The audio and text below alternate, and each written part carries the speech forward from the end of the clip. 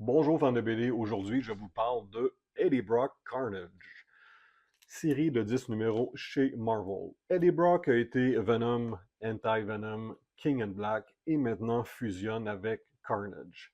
Est-ce qu'il va être capable d'arrêter sa soif de sang ou va succomber et devenir la machine à tuer que Carnage aimerait tant être? Dans cette série, on a Eddie Brock qui est quand même très très loin de Cletus Cassidy, qui était l'hôte original de Carnage, et décide qu'il veut seulement tuer des tueurs en série et criminels notoires. Ce qui fait qu'il y a parfois des frictions entre Eddie Brock et Carnage, et quand il y a certaines conversations entre les deux, c'est imagé de façon comme si c'était un peu le noir absolu et les deux personnages sont face à face. Et comme Carnage a une très haute opinion de lui-même, ben dans ces conversations-là, il est en veston-cravate, un beau petit look.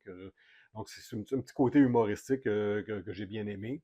Dans cette série, on a des confrontations avec des vilains bien connus comme Bushwhacker, même Muse, que vous avez pu voir dans Daredevil Born Again.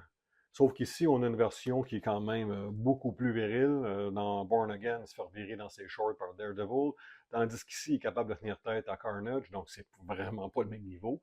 Euh, je vous dirais que j'ai apprécié de façon générale la série, mais je vais quand même lui donner 3 étoiles parce que je trouve que en limitant les victimes possibles de Carnage, on vient à peine toucher la pointe du iceberg du potentiel. On vient un peu dénaturer le personnage en disant bah non, tu peux juste tuer des tueurs en série. Je trouve que c'est un peu comme ce qu'ils ont fait à Deadpool dans X-Men Origin Wolverine, où ils ont cousu ses lèvres.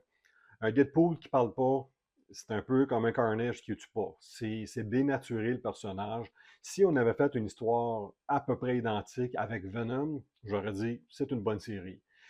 J'ai été un peu laissé sur mon appétit le fait qu'on limite un peu les proies possibles pour Carnage, mais c'est quand même une lecture intéressante et les confrontations avec Bushwhacker, Muse, c'est quand même extrêmement bien fait.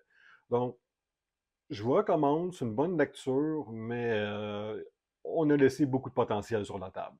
Merci d'avoir été à l'écoute. À la prochaine.